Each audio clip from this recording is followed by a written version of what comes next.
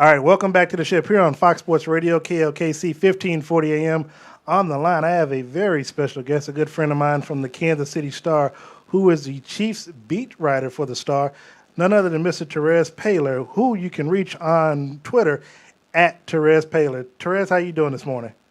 I'm good. How you doing, Darren? Man, I'm doing well. Thank you for taking time out of your Saturday morning to join us today. I wanted my audience to get a chance to actually hear the man, who they read, whether it's online or whether they get the paper, all the way down here in Parsons, Kansas. So I wanted them to put a voice with a face like everyone else has been wanting to do for such a long time. So first of all, man, we had a chance to talk earlier in the week, man. Give me your thoughts of Game 6 between Cleveland and Golden State, and what your thoughts are going into Game 7 tomorrow night. I mean, I love it. I love everything about it. There's nothing better than a Game 7 in the NBA. Basketball is a great sport, and like when the thing about the NBA is that it's like one of those. It's probably a sport where the best team normally wins, like most of the time, Right. like 95% of the time, right? So when you've got a series like this where it's gone down to the wire, it's really interesting in the sense that, I still think Golden State's the best team, but I know when you add a Game 7 to the equation, it brings out the best in everybody, right? Right. So if you love basketball, like you're gonna want to see all these guys at their best for basically a winner-take-all game. It's gonna be awesome. I did not think the Cavs are going to be able to rally back from that 3-1 deficit, though. It's been impressive. Now, and I remember at one of the Chiefs practices, I had asked you who you thought was going to win. I believe you said Golden State. But now, did you tell me Golden State in 5, or was it Golden State in 7? I said Golden State in 6. Oh, okay. I thought LeBron is still the king. He get him a couple wins. I just a Game 7, especially after a 3-1 deficit, man. That goes to show you never know. Like, I think the Warriors would have closed this thing out if Draymond didn't get suspended in Game 5. But that's sports, man. Something like that can change the whole course of a series. And now Golden State's got to fight off the whole. If they lose Game 7, like they're gonna be remembered as having choked away this series. Like that's a real mental thing to overcome. Yeah, and they would actually be the first team to actually lose after leading 3 games to 1. So if they, if that were to happen, yeah, that would be historic within its own right. So now let me ask you, Terez, because you're a sportsman. I know you covered high school and then you covered MU, and then before you moved on to the Chiefs. Now, give people a little background of how you came to be and where you come from and stuff.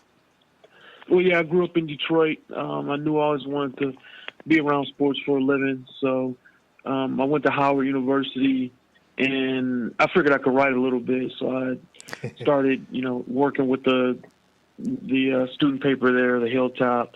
Then joined another independent paper called the District Chronicles, and ended up being editor-in-chief of that my senior year.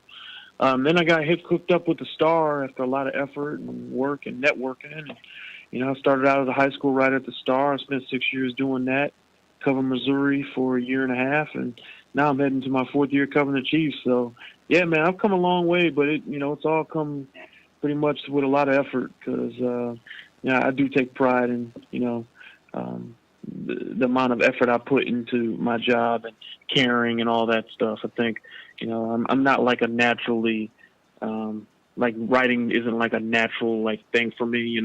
What I take pride in is being able to relate to people and really like loving sports and like really putting a lot of effort into it. So that's my thing, man. I think it, I'm proud of how far I've come.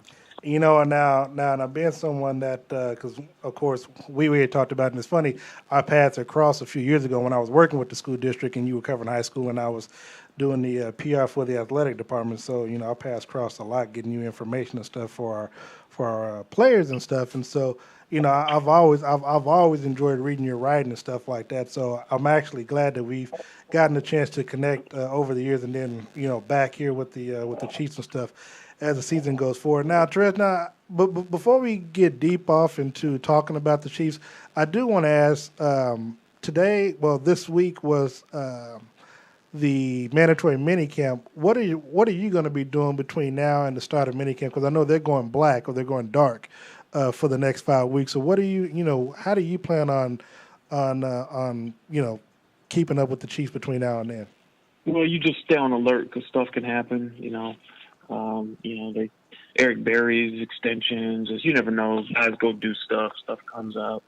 I stay on alert with that, and then I get ready for camp. Story ideas, that kind of thing.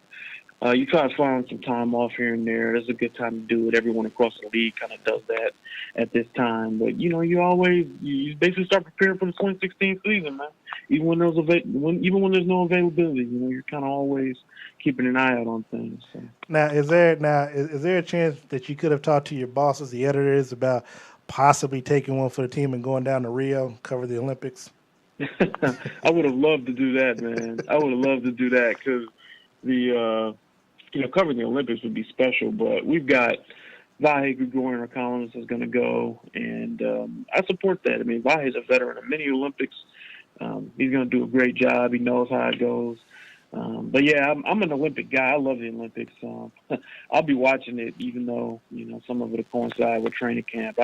I'm in on the Olympics. I love it, so I'll be watching as much as I can. Terez Paylor, the Kansas City Star sports columnist, joined us this morning on the show here on Fox Sports Radio, KLKC 1540 AM. Now, Terez, let's talk about these Chiefs, man. Let's talk about them, man. And let's on my show, we like to keep it 100, and I know just talking to you in general, you always keep it 100.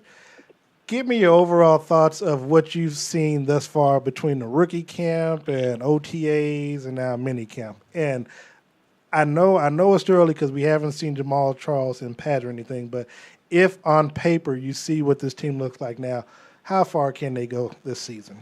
Yeah, I think they got a chance to be pretty doggone good. I think it's a good football team, okay? I don't think there's a whole lot of weaknesses here, even though the areas of concern are significant, okay? There's really two that I'd worry about. It's the backup quarterback position. Mm-hmm. I think if Alex Smith gets hurt, that could be a problem based on what I've seen. And I think the pass rush, like if Justin Houston doesn't come back quickly, Tamba Hali, he's going to give you his effort, and you know that. But he's dealing with knee problems. Like D Ford, he's got tendonitis in his knee now. He's still got a lot to prove. After that, I mean, the problem is if Justin Houston isn't ready to go, you're in a division with some really good outside edge rushers, and you're going to be dependent on guys that really have to step up. So, if their pass rush falls off, that's a way to go from an 11-5 team to a 9-7 or 8-8 team.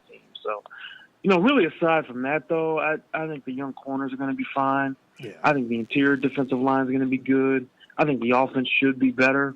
I think the offense should be really good, actually. You would have liked for them to be a little sharper in camp. There were a few things that weren't crisp or whatever, but it was a better camp than I saw a couple of years ago. And this team is set up to be pretty good. They need some things to go their way, but not as many as other teams. Now, let me ask you this. Am I wrong? Because I know during the course of rookie camp and stuff, I've always asked a question to whether it's Alex Smith or Andy Reid about Tyreek Hill. Now, maybe it's just me, but I'm expecting a lot out of this kid. I do believe he'll make the squad, even though it's a fifth-round draft pick. You can't teach speed, and what we've seen in the practices and stuff, am I wrong to expect a lot out of this kid? No, the kid's impressive. He's really fast. He's got ball skills. He can track it. He runs away from people. The guy's got a lot of natural ability. His thing is going to be showing that he's still got that kind of juice after he takes a hit. We still don't know what he looks like in pads. And just basically, still grasping the offense. But he showed a lot in camp, and the physical talent certainly is there. Now, before we let you go, I've been meaning to ask, how did you get to be on the Hall of Fame selection committee? Do they pick certain writers out, or how did you pull that lucky gig? No, they need a correspondent or their selector in every city, and the Star previously had a selector. It was Randy Kovitz. But he retired from the Star, so they needed to fill the spot with somebody in Kansas City. And the committee, the Hall of Fame decides who's going to do it. So, they decided to keep it with the KC Star. and I cover the Chiefs. And I said, hey, I want to do it.